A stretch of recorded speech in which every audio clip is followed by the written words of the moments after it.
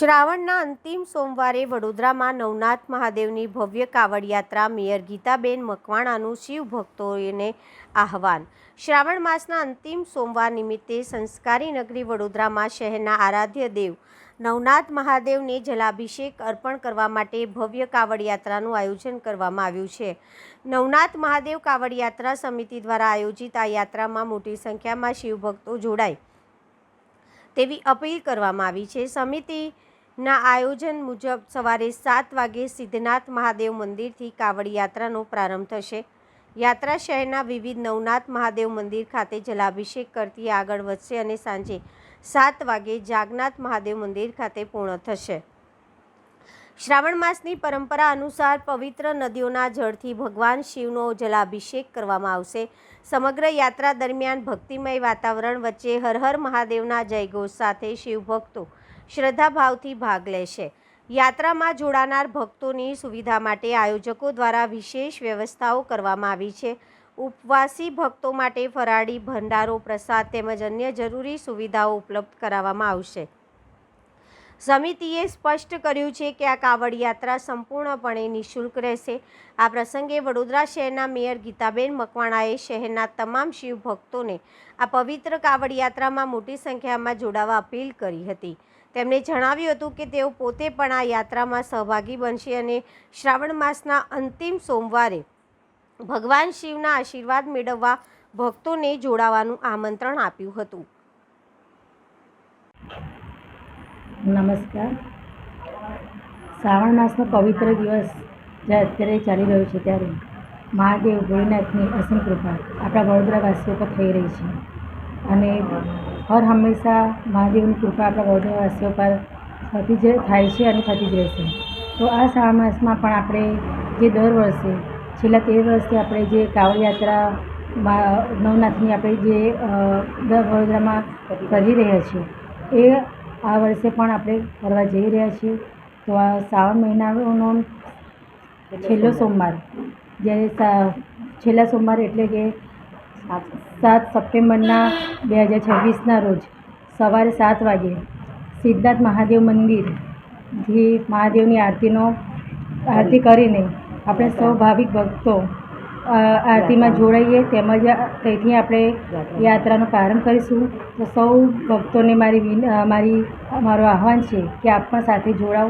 હું પણ જોડાવાની છું અને મહાદેવની અસીમ કૃપા આપણા પર રહે અને આપણા વડોદરાવાસીઓની સૌની મનોકામના પૂર્ણ થાય અને સૌ ભાવિ ભક્તોને જોડવા માટેની મારે આહ્વાન છે। નવનાથ મહાદેવ વડોદરા શહેરના રક્ષક દેવ છે। આ નવનાથ મહાદેવને વર્ષમાં એક વખત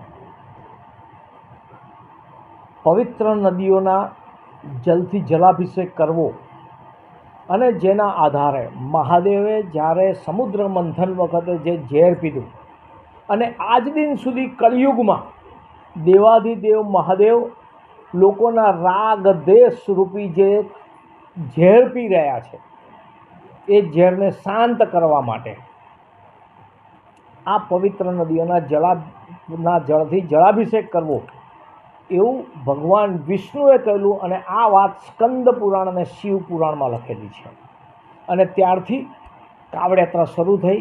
વિષ્ણુ ભગવાનના કહેવા મુજબ જે લોકો દેવાધિદેવ મહાદેવને શ્રાવણમાં એકવાર જે દિવસે કાવડમાં પવિત્ર નદીના જળ લઈને ચઢાવે છે એ દેવતા સ્વરૂપે છે, દેવતા અને દેવી સ્વરૂપ। અને આપણા સનાતન ધર્મમાં ભાઈઓ બહેનો તમામ લોકો ભક્તિ કરી શકે છે। આપણે ત્યાં જેન્ડરનું મહત્ત્વ જ નથી। દરેક આત્માને મહાદેવની ભક્તિ કરવાનો અધિકાર છે। આને ધ્યાનમાં રાખી જ્યારે નવનાથ મહાદેવ વડોદરા શહેરના રક્ષક દેવ અને જેવી રીતના આખા ભારતમાં 12 જ્યોતિર્લિંગ છે, વડોદરા શહેરમાં નવનાથ મહાદેવ પણ જ્યોતિર્લિંગ સ્વરૂપ છે। અને આ જ્યોતિર્લિંગ સ્વરૂપને વર્ષમાં એકવાર જળાભિષેક કરવાથી એમનું ઋણ ઉતારવાનો આપણે એક પ્રયત્ન કરીએ છીએ। મારી આપના દ્વારા તમામ દર્શકોને વિનંતી છે, શ્રાવણના છેલ્લા સોમવારે નવનાથ મહાદેવની જે કાવડ યાત્રા નીકળવાની છે આ કાવડ યાત્રામાં આપ સૌ જોડાઓ અને આખો દિવસ સવારે 7 વાગે સિદ્ધનાથથી શરૂ થાય અને સાંજે 7 વાગે જાગનાથ પર એની પૂર્ણાહુતિ થાય ત્યાં ભવ્ય ફરાળીનો ભંડારો અને જે લોકો ઉપવાસ ના કરતા હોય એના માટે પણ ભંડારાની વ્યવસ્થા કરવામાં આવે છે અને વ્યવસ્થા પણ લોકો કરે છે. આ કાવડ યાત્રામાં કોઈની પાસે કોઈ પૈસો લેવામાં આવતો નથી. આ કાવડ યાત્રામાં જેને પણ જોડાવવું હોય પોતાના મનથી તન મનથી જોડાવાનું છે.